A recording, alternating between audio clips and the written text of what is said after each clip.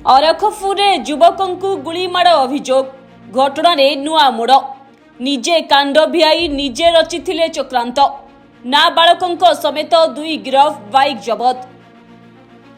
ଗଞ୍ଜାମ ଜିଲ୍ଲା ପୁରୁଷୋତ୍ତମପୁର ଥାନା ଅନ୍ତର୍ଗତ ଅରଖପୁର ଗ୍ରାମରେ ସାଗର ବେହେରା ନାମକ ଯୁବକଙ୍କୁ ସୋମବାର ଗୁଳିମାଡ଼ ହୋଇଥିବାର ସେ ନିଜେ ପୋଲିସକୁ ଲିଖିତ ଅଭିଯୋଗ ଦେଇଥିଲେ।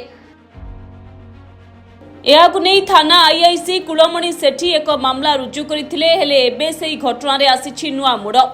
ନିଜେ ଅଭିଯୋଗକାରୀ କାଣ୍ଡ ଭିଆଇ ନିଜେ ହିଁ ନାଟକ ରଚନା ରଚିଥିବା ଜଣାପଡ଼ିଛି। ଏହାକୁ ନେଇ ଗୁରୁବାର ଖବରଦାତା ସମ୍ମିଳନୀରେ ଏସ୍ଡିପିଓ ସୁଜିତ କୁମାର ନାୟକ ସୂଚନା ଦେଇଛନ୍ତି। ସେ କହିଛନ୍ତି, ଘଟଣାକୁ ନେଇ ଗଞ୍ଜାମ ଏସ୍ପିଙ୍କ ନିର୍ଦ୍ଦେଶରେ ପୁରୁଷୋତ୍ତମପୁର ଏସ୍ଡିପିଓ ଏବଂ ଆଇଆଇସିଙ୍କ ତତ୍ତ୍ୱାବଧାନରେ ସ୍ୱତନ୍ତ୍ର ଟିମ୍ ଗଠନ କରାଯାଇଥିଲା। ତଦନ୍ତ କରିବା ବେଳେ ଜଣାପଡ଼ିଛି ଯେ ଅଭିଯୋଗକାରୀ ଏକ ଅପରାଧୀ ଗ୍ୟାଙ୍ଗର ଅଟନ୍ତି। ଏମାନଙ୍କ ନାମରେ ବିଭିନ୍ନ ଥାନାରେ ଅନେକ କେସ୍ ରହିଛି। ଏହି ଗ୍ୟାଙ୍ଗ କୌଣସି ଏକ ଅପରାଧିକ କାର୍ଯ୍ୟ କରିବା ଲାଗି ଯୋଜନା କରି ବନ୍ଧୁକକୁ ନିଜେ ଅଭିଯୋଗକାରୀ ସାଗର ସଜାଡୁଥିବା ବେଳେ ତାହା ଫୁଟି ତାର ଗୋଡ଼ରେ ହିଁ ବାଜିଛି। ଏହି ଘଟଣାକୁ ରଙ୍ଗ ଦେଇ ଅନ୍ୟ ଉପରେ ଦୋଷ ଲଦିବା ଲାଗି ଯୋଜନା କରି ସେ ପୁରୁଷୋତ୍ତମପୁର ଥାନା ଅନ୍ତର୍ଗତ ଶିକୁଳା ରାସ୍ତାର ସୁଣ୍ଡିବାଙ୍କ ଠାରେ 2 ଜଣ ମୁଖାଧାରୀ ଯୁବକ ଆସି ଗୁଳିମାଡ଼ କରିଥିବାର ଅଭିଯୋଗ କରିଥିଲେ। ଏହି ଗ୍ୟାଙ୍ଗକୁ ସହଯୋଗ କରୁଥିବା ଜଣେ ନାବାଳକ ଓ ଅରଖପୁର ଗ୍ରାମର 23 ବର୍ଷୀୟ ରାହୁଲ ପ୍ରଧାନଙ୍କୁ ଗିରଫ କରାଯାଇଥିବା ବେଳେ ଏକ ମୋଟର ସାଇକେଲକୁ ଜବତ କରାଯାଇଛି। ସାଗରକୁ ମଧ୍ୟ ଚିକିତ୍ସା ପରେ ଗିରଫ କରାଯିବା ସହ ଏହି ଗ୍ୟାଙ୍ଗର ସମସ୍ତଙ୍କୁ ଗିରଫ କରାଯିବା ନେଇ ଏସ୍ଡିପିଓ କହିଛନ୍ତି।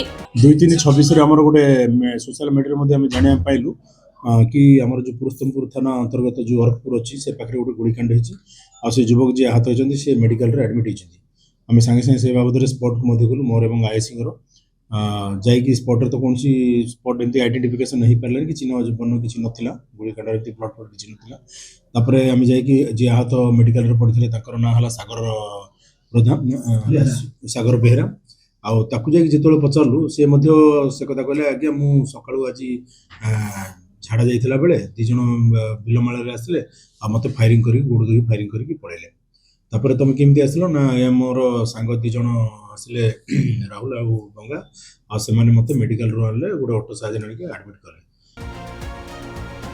पुरुषोत्तमपुर सबिता मिश्रଙ୍କ रिपोर्ट, धरित्री लाइव।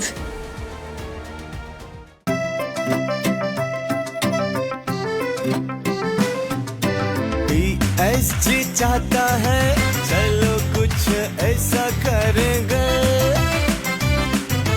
देश की शान है हम शानदार रहेंगे,